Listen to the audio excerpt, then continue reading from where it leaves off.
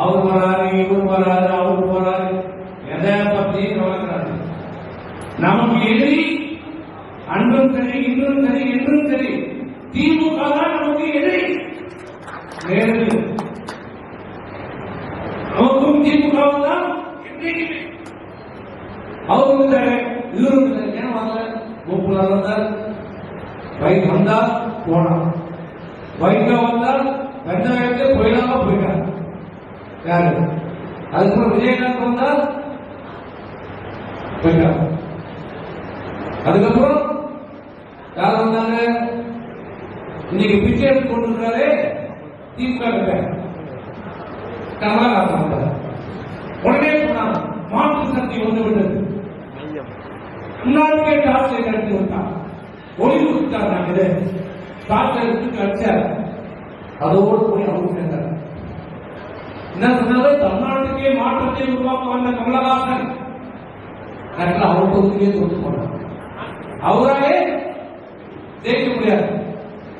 இப்போ இருக்கிறார். Cinema theatre தான் விசில் அடிக்கலாம்.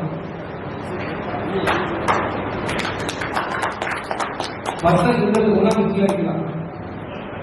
அண்ணா திமுக இடைப்பெருக்கு வாக்கு போடுவதை எவராலும் எந்த இருக்க முடியாது. ஆகவே யார் வந்தாலும் சரி, இன்னைக்கு இவரு நாளைக்கு வருவாரு, நாளைக்கு சிம்பு வருவாரு, அவர் வருவாரு, எல்லாம் வரலாம். ஒவ்வொரு 10 ஆண்டு காலத்துக்கு ஒரு முறையும் அதை பற்றி நம்ம பார்ப்போம். நீங்க எடையை பற்றி நமக்கு எதிரியாக இந்த இயக்கம் எதற்காக எந்த நோக்கத்தினால் ஒதுக்கப்பட்டது?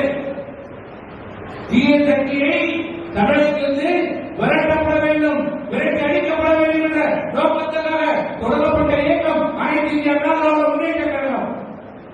இந்த தேர்தலிலே திமுகவை தோற்கடிக்கப்படுவது உறுதி. அந்த தலைவர் புரட்சித்தலைவர் எம்ஜிஆர் கொடுத்த லட்சியம் அந்த தீய சக்தியை விரட்டி அடிக்கிற நேரம் நெருங்கி இருக்கிறது.